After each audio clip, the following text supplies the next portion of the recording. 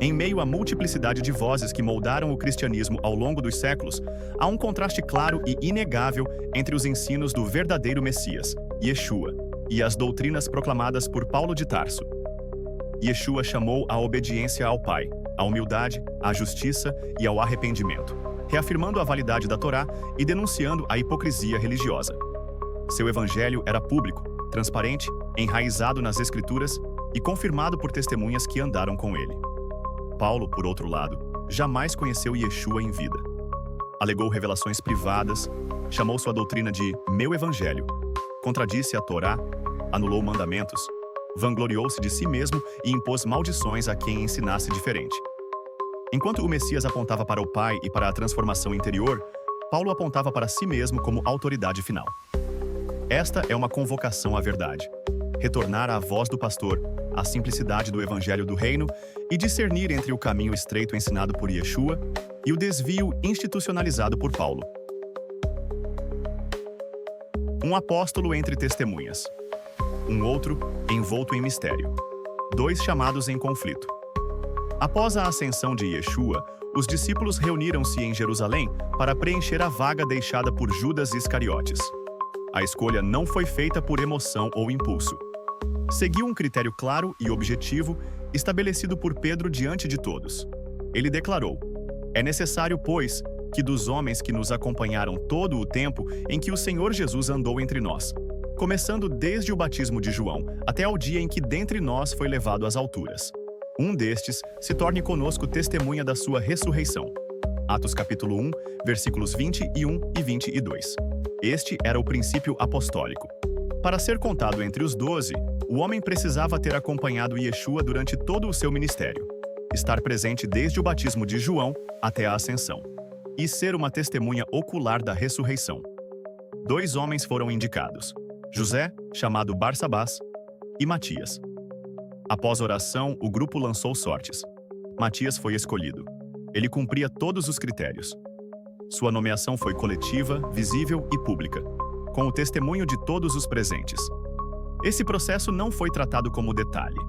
Foi realizado antes mesmo da descida do Espírito em Pentecostes, mostrando que, para os discípulos originais, a integridade e continuidade da base apostólica era prioridade. Era um chamado fundamentado em convivência real, histórico e comunitário. Anos depois, surge um novo personagem: Saulo de Tarso, ou como ficou conhecido, Paulo. Paulo não esteve com Yeshua em vida, não viu sua pregação, nem sua crucificação, nem sua ascensão, e não aparece entre os seguidores nos relatos de Atos, até muito depois. Paulo não apenas não cumpre os critérios definidos em Atos capítulo 1, ele reivindica uma autoridade apostólica independente. Alega ter recebido um chamado por revelação direta do próprio Cristo, durante uma visão no caminho para Damasco. Uma experiência sem testemunhas claras, sem validação dos apóstolos e sem qualquer enquadramento no padrão estabelecido por Pedro. Ele escreve: mas faço-vos saber, irmãos, que o evangelho que por mim foi anunciado não é segundo o homem, porque não o recebi de homem algum, nem me foi ensinado, mas pela revelação de Jesus Cristo. Gálatas capítulo 1, versículos 11 e 12. Paulo faz questão de afirmar que não aprendeu nada com os discípulos, nem recebeu instrução humana. Sua autoridade, segundo ele, veio de uma revelação privada e direta. Mais adiante, ele reforça: depois, passados 3 anos, subi a Jerusalém para ver Pedro. Fiquei com ele 15 dias, e não via nenhum outro dos apóstolos, senão a Tiago, irmão do Senhor. Gálatas, capítulo 1, versículos 18 e 19. Ou seja, durante 3 anos após sua conversão, Paulo não teve contato com a liderança original, e quando teve, foi breve e limitado. Não há menção de que tenha sido reconhecido como apóstolo formalmente. Sua autoridade foi autodeclarada. Matias foi escolhido segundo critérios objetivos, históricos e testemunháveis. Paulo surgiu por um relato individual, místico, sem confirmação pública. Os apóstolos escolheram alguém que esteve com Yeshua em toda a sua vida terrena. Paulo, que jamais conviveu com o Mestre em carne, assumiu o título de apóstolo aos gentios, sem submeter-se aos critérios deixados pelos discípulos. o chamado de Matias representa o padrão estabelecido por homens que viveram, ouviram, andaram e sofreram ao lado de Yeshua. O chamado de Paulo representa uma quebra desse padrão, baseado apenas em seu testemunho pessoal. E a pergunta, então, é legítima. Quem define um apóstolo? O testemunho comunitário de quem caminhou com Yeshua? Ou uma voz interior? Uma visão privada? Sem confirmação de ninguém? Do altar ao cofre. O evangelho que servia e o evangelho que cobrou. Enquanto Yeshua caminhava entre os pobres, ensinava nas vilas e curava os doentes, ele jamais impôs qualquer exigência material sobre aqueles a quem servia. Suas palavras e sua conduta eram coerentes. Ele disse: "De graça recebestes, de graça dai." Mateus capítulo 10, versículo 8. Não havia coleta, nem dízimo obrigatório, nem cobrança de ajuda. Havia sim ofertas voluntárias, espontâneas, dadas com o coração. Um dia, ao observar as pessoas lançando ofertas no templo, Yeshua fez uma observação profunda. Ele viu ricos lançando grandes quantias. E então, notou uma viúva. Ela depositou apenas 2 pequenas moedas. Foi ali que ele ensinou um princípio eterno. Todos estes deram daquilo que lhes sobra. Mas esta, da sua pobreza, deu tudo o que tinha para viver. Lucas capítulo 21, versículo 4. Yeshua não criticou os ricos, mas revelou a diferença entre dar do que sobra e dar com sacrifício. Para ele, o valor da oferta não estava na quantia, mas na intenção. A viúva não foi explorada, não foi coagida, ela deu por amor. Mais tarde, após a ascensão de Yeshua, surge uma figura central no desenvolvimento do cristianismo, Paulo de Tarso. Em suas cartas, ele fala abertamente sobre como se sustentava. Em sua segunda carta aos Coríntios, ele escreve: "Despojei outras igrejas, recebendo delas salário para vos servir." 2 Coríntios capítulo 11, versículo 8. A palavra que ele usa no grego é esilessa, derivada do verbo silao, que significa saquear, roubar ou tirar com força. É uma palavra forte, carregada de violência, geralmente usada para pilhagem de guerra. Por que Paulo usaria um termo assim para descrever sua própria forma de sustento? Ele diz que tirou de algumas igrejas para servir outras. Mas ao contrário de Yeshua, que nunca se aproveitou de ninguém, Paulo admite ter usado recursos de uns para alcançar outros, e chama isso de salário. Mas não é só isso. Em Romanos capítulo 16, ele menciona uma mulher chamada Febe, a descreve como nossa irmã e serva da igreja de Sencreia, e pede que a recebam com honra. Ele diz: "Pois tem sido protetora de muitos, e também de mim mesmo." Romanos capítulo 16, versículo 2. A palavra grega usada ali é prostates, que significa patrona, financiadora, patrocinadora. Ou seja, Paulo era sustentado por patronos, pessoas de posses, que bancavam sua missão. Algo nunca feito por Yeshua. Yeshua se aproximava dos necessitados e recebia apenas o que fosse dado com amor. Paulo, por outro lado, não hesitava em tirar com força, aceitava sustento de ricos e se orgulhava de pregar gratuitamente para alguns, porque já havia recebido de outros. E assim se forma o contraste: o evangelho que servia e o evangelho que cobrava. O evangelho de Paulo e o evangelho do reino. 2 caminhos em contraste. Além disso, surge Paulo de Tarso, aquele que afirmava ter recebido uma revelação direta do Messias, à parte dos demais apóstolos. E com essa revelação, apresentou um evangelho que ele chamava de seu. Em Romanos capítulo 2, versículo 16, Paulo escreve: "No dia em que Deus há de julgar os segredos dos homens, por Jesus Cristo, segundo o meu evangelho." Aqui, o juízo final, que é um tema central da fé, não é pautado nas palavras de Yeshua preservadas nos evangelhos, mas sim no evangelho que Paulo chama de seu. Esse senso de posse se repete mais adiante.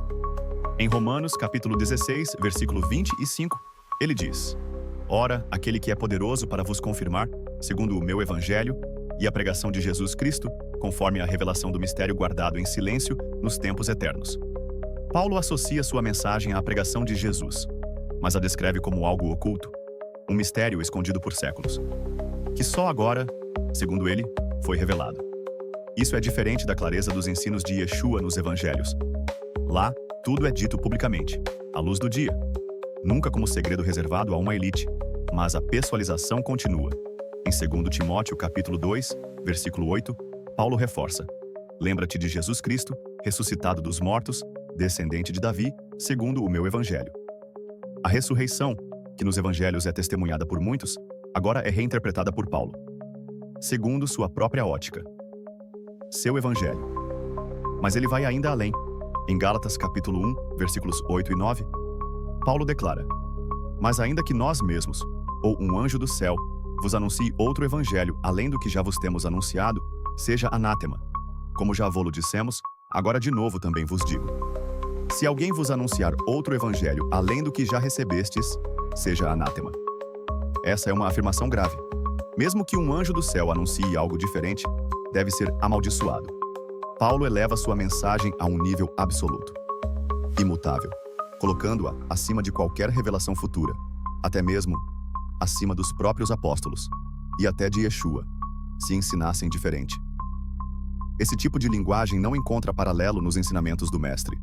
Yeshua nunca amaldiçoou quem não o seguisse. Ele corrigia com misericórdia, ensinava por parábolas e alertava o povo a discernir os falsos profetas pelos seus frutos.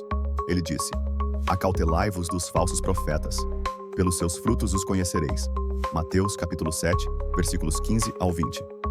Yeshua também afirmou que sua doutrina não era dele, mas vinha do Pai. Ele declarou: a minha doutrina não é minha, mas daquele que me enviou. João capítulo 7, versículo 16. Enquanto Yeshua aponta para o Pai e chama a obediência e transformação interior por meio do evangelho do reino, Paulo aponta para si mesmo.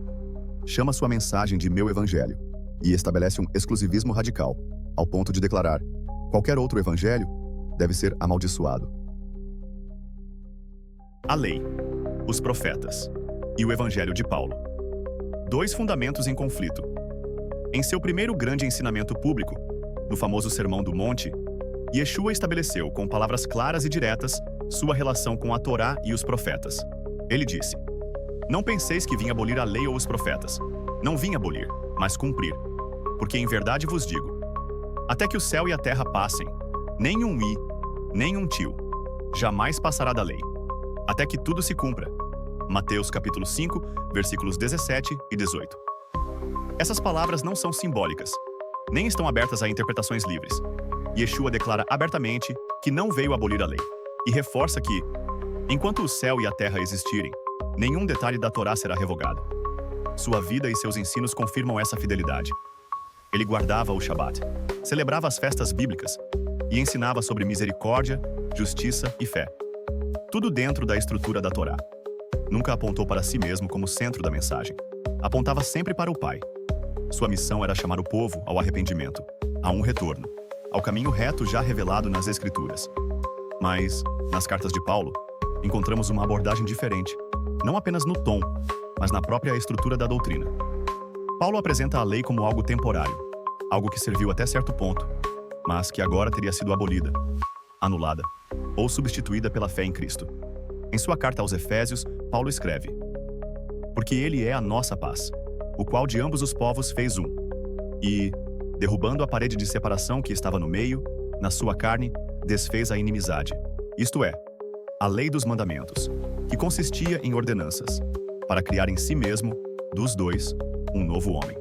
Efésios capítulo 2, versículos 14 e 15. A palavra traduzida como desfez vem do grego katargel. Ela significa abolir, tornar sem efeito, anular. Ou seja, Paulo declara claramente que a lei foi abolida, pelo menos na forma de ordenanças, e ele não para por aí. Em Romanos capítulo 10, versículo 4, Paulo escreve: porque o fim da lei é Cristo, para a justiça de todo aquele que crê. A palavra usada para fim é telos, que pode significar objetivo, mas também pode significar término.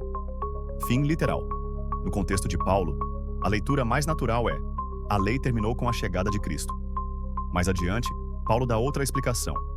Diz que a lei teve um papel temporário, como uma babá, ou um guardião de crianças. Em Gálatas capítulo 3, versículos 24 e 25, ele afirma: a lei nos serviu de aio, para nos conduzir a Cristo, para que, pela fé, fôssemos justificados. Mas, depois que veio a fé, já não estamos debaixo de aio. Para Paulo, a lei teve função pedagógica, mas agora, perdeu sua validade. As palavras de Yeshua, por outro lado, são públicas, claras, alinhadas com os profetas. Ele nunca se contradisse e nunca apresentou sua mensagem como algo oculto ou místico. Ele veio cumprir, não substituir. Paulo, porém, baseando-se numa revelação pessoal, apresenta um evangelho onde a lei é abolida e a justiça passa a vir sem a Torá, apenas pela fé. Isso cria um novo fundamento, diferente daquele que o próprio Messias estabeleceu. A tensão é evidente. E a pergunta? Inevitável. Seguiremos a voz do Mestre que disse: Não penseis que vim abolir a lei? Ou seguiremos a doutrina que afirma: a lei foi desfeita? O humilde justificado e o orgulhoso autoexaltado. Dois espíritos em conflito. Entre as muitas parábolas contadas por Yeshua, existe uma que toca o coração da verdadeira justiça diante de Deus. Uma lição clara sobre humildade e exaltação. Dirigindo-se àqueles que confiavam em si mesmos como justos e desprezavam os outros, Yeshua contou: 2 homens subiram ao templo para orar, um fariseu e o outro, um publicano. Lucas, capítulo 18, versículo 10. O fariseu, de pé, orava assim: Ó Deus, graças te dou, porque não sou como os demais homens, roubadores, injustos e adúlteros, nem ainda como este publicano. Jejuo 2 vezes por semana e dou o dízimo de tudo quanto possuo. Lucas, capítulo 18, versículos 11 e 12. Já o publicano, de longe, nem mesmo ousava levantar os olhos ao céu, mas batia no peito e dizia: Ó Deus, sê propício a mim, pecador. Lucas, capítulo 18, versículo 13. Yeshua então declara o ponto central da parábola: Digo-vos que este desceu justificado para sua casa, e não aquele, porque todo o que se exalta será humilhado, e o que se humilha será exaltado. Lucas, capítulo 18, versículo 14. Esse é um princípio central no ensino de Yeshua. A humildade vem antes da justificação, e a autoexaltação leva à queda. Yeshua repete esse ensinamento em outras ocasiões. Ele diz: Qualquer que a si mesmo se exaltar, será humilhado, e qualquer que a si mesmo se humilhar, será exaltado.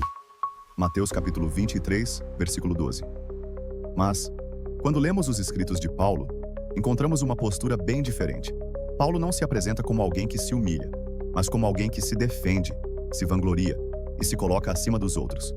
Em sua segunda carta aos Coríntios, ele escreve: Porque tenho por certo que em nada fui inferior aos mais excelentes apóstolos. 2 Coríntios capítulo 11, versículo 5. E ele continua: São hebreus? Também eu. São israelitas? Também eu. São descendência de Abraão? Também eu. São ministros de Cristo? Falo como fora de mim. Eu ainda mais. Em trabalhos, muito mais. Em açoites, mais do que eles. Em prisões, muito mais. Em perigos de morte, muitas vezes. 2 Coríntios capítulo 11, versículos 22 e 23. Mais adiante, ele chega a se afirmar: Trabalhei muito mais do que todos eles. 1 Coríntios capítulo 15, versículo 10. E até quando tenta parecer humilde, ainda se exalta: Em nada fui inferior aos mais excelentes apóstolos, ainda que nada sou. 2 Coríntios capítulo 12, versículo 11. Paulo constrói sua autoridade com base em seus próprios feitos. Açoites, naufrágios, jejuns, visões, perseguições, tudo isso vira argumento para sua superioridade. Mas o espírito da parábola de Yeshua é o oposto disso. O publicano não apresenta currículo. Não conta quantas vezes jejuou, nem o quanto sofreu. Ele apenas clama por misericórdia. E esse, diz o mestre, foi justificado. O publicano se humilha, confessa sua pequenez, e é aceito. O fariseu se vangloria, aponta suas virtudes, e é rejeitado. Yeshua ensina que quem se exalta será humilhado. Paulo diz que trabalhou mais, pregou mais, sofreu mais, e que, em nada, foi inferior a ninguém. A pergunta que fica não é apenas teológica, ela é profundamente espiritual. Estamos nos aproximando de Deus como o publicano, com humildade e clamor por misericórdia? Ou como Paulo, empilhando conquistas, dons e títulos como prova de legitimidade? O chamado de Teshuvá, o retorno à voz do pastor. Diante de tantos caminhos apresentados ao longo da história, entre vozes que competem por autoridade e versões múltiplas do Evangelho, Permanece a voz do pastor verdadeiro, aquela que jamais se apagou. Ele não veio fundar uma nova religião, nem veio dissolver os fundamentos eternos do Pai, mas chamou o povo de volta, a Techuvá, ao retorno sincero, à obediência com o coração. Logo no início do seu ministério, Yeshua proclamava com clareza: arrependei-vos, porque o reino dos céus está próximo. Mateus capítulo 4, versículo 17. Esse chamado não era para uma nova doutrina. Era um chamado ao retorno, às veredas antigas, ao arrependimento genuíno, à aliança esquecida. E Yeshua nunca ofereceu um atalho. Ele ofereceu o caminho estreito, difícil, mas que conduz à vida. Ele também alertou sobre os dias em que muitos viriam em seu nome, ensinando doutrinas, fazendo sinais, mas enganando até mesmo os sinceros. Ele disse: porque surgirão falsos cristos e falsos profetas, e farão tão grandes sinais e prodígios, que, se possível fora, enganariam até os escolhidos. Mateus capítulo 24, versículo 24. Por isso, o verdadeiro reconhecimento não vem pela aparência, nem pelos títulos, mas pela intimidade com a voz do pastor. Yeshua disse: as minhas ovelhas ouvem a minha voz, eu as conheço, e elas me seguem. João capítulo 10, versículo 27. A Techuvá é exatamente isso: parar, discernir, reconhecer a voz do verdadeiro Messias e segui-lo, mesmo que isso custe a rejeição religiosa, o abandono da tradição ou a ruptura com estruturas humanas. Yeshua não ofereceu uma instituição, ele se ofereceu a si mesmo.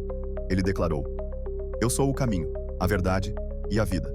Ninguém vem ao Pai, senão por mim. João capítulo 14, versículo 6. Mas quem é esse caminho, senão a própria Torá viva? Pois está escrito: e o Verbo se fez carne e habitou entre nós. João capítulo 1, versículo 14. E antes disso, no princípio era o Verbo, e o Verbo estava com Deus, e o Verbo era Deus. João capítulo 1, versículo 1. A palavra traduzida como verbo é logos, que significa a palavra, a instrução, a Torá viva, ou seja, Yeshua é a Torá em carne.